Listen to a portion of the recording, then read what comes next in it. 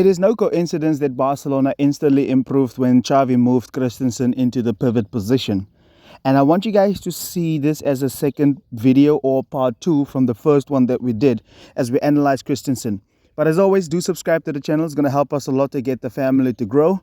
And please do leave a comment. I want you guys to tell me what you think about this. The biggest improvement that in my opinion, that we're seeing right now is the amount of mistakes that we make in the build-up phase is much less now with Christensen there, right? He's making much less mistakes than what Oriol Romeo has done. Also with his technical ability to find the spaces, so that Frenkie can come into those positions and ultimately be found on the ball. His ability also to drag these guys away from pressure, and he can really get Gundogan as an option for Ter Stegen. So Ter Stegen also coming back is also a great addition to all of this, because his ability, like I said, to find these players in those position. Of course, him being a defender, he's more defensive minded.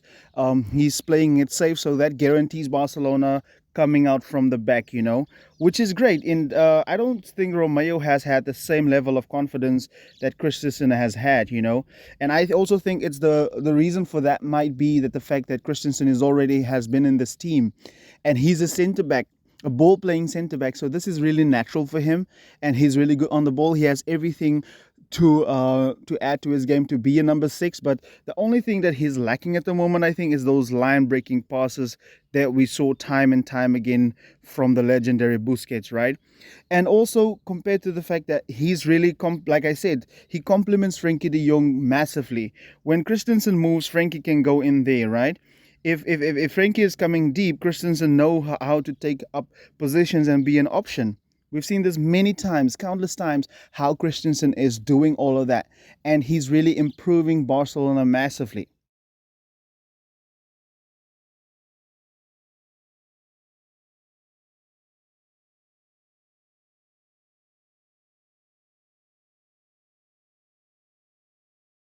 Not only does Andreas Christensen also complements Frenkie de Jong, he also really complements the whole midfield, and he adds a lot of fluidity to Barcelona's midfield. Not only does he go up when Frenkie drops, he also anticipates Gundogan's movement, right? And what's great about Christensen, he's not afraid to operate on the left. If Frenkie comes in and Gundogan goes over, he can go anywhere really to be able to cut out the spaces and anticipate the spaces and also take advantage of it. You know what this does? This makes it really, really hard for the opposition to mark Barcelona's. No wonder Lewandowski has been scoring, and I'm going to talk about that in a second. But he has brought great fluidity to the team because of his understanding that he cannot be. If it was like Romeo, for an example, he would have stayed in this position. He would have either gone deeper or gone into this position, right? So if Frenkie and Gundogan often would find themselves on the same spot, and then you would see that this space now is empty.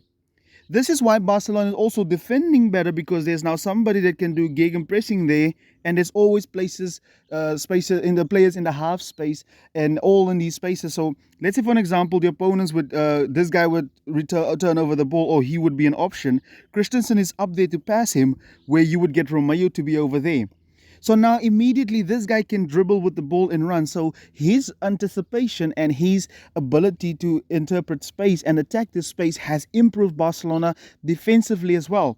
So him being up closer or up higher can also now allow Barcelona to do gegenpressing and press much higher than what we used to. If we know if he's not going to be there, Frenkie will be there. Gundogan will be there. So there's great fluidity that has brought, or that has come with Christensen in this position, which is extraordinary. It's a great move for Barcelona. I know it's not perfect at the moment, guys. I know he's not a permanent solution for us, but it could be. He's great in that position.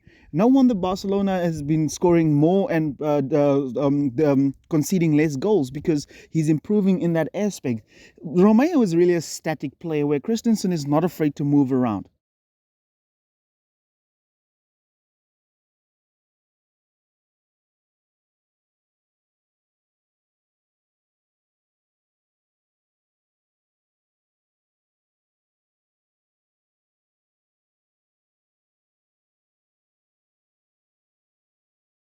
Now, here's what made the real difference for Barcelona. You see, this fluidity that Andreas Christensen is really creating for Barca, it is really forcing the opposition to still want to press high, but at the same time also keep track of the fluidity. This is now opening up the spaces in between the lines for Barca. There's now big spaces in these areas that Barcelona can take advantage of. If you isolate the lines, teams cannot stay compact. So they will be opening up. So Barcelona is really going to flourish because of this, right? This is now where your Gundogan's, your Pedris is going to flourish, and also your Ferran Torreses, and also your Joao Felix. You see, Joao Felix have been finding a lot of space against Getafe because of that. So that fluidity that Barcelona has is really creating an immense amount of space for Barcelona, which I'm going to show you in a second. And no wonder Barcelona have found their way to Robert Lewandowski. 4 consecutive goals. He didn't score against Getafe, but that doesn't matter really. But the point here I'm trying to make is if we can keep this and open up teams cannot stay compact and press high and keep track of the fluidity that Barcelona has going on.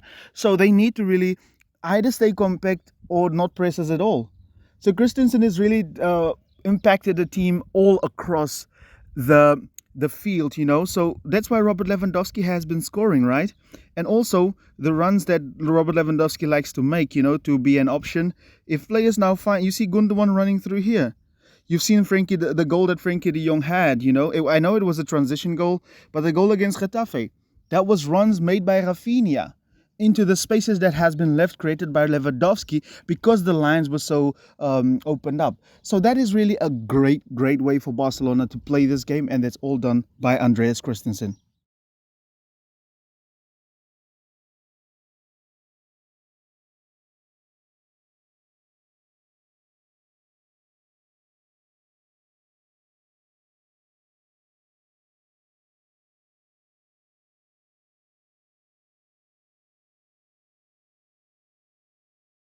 I honestly believe if Barcelona actually started to do this or had a single pivot or a significant guy in this position, we would have been top of the league easily. We would have dominated. Because if Christensen can make this difference, I'm telling you guys, we would have been top of the league.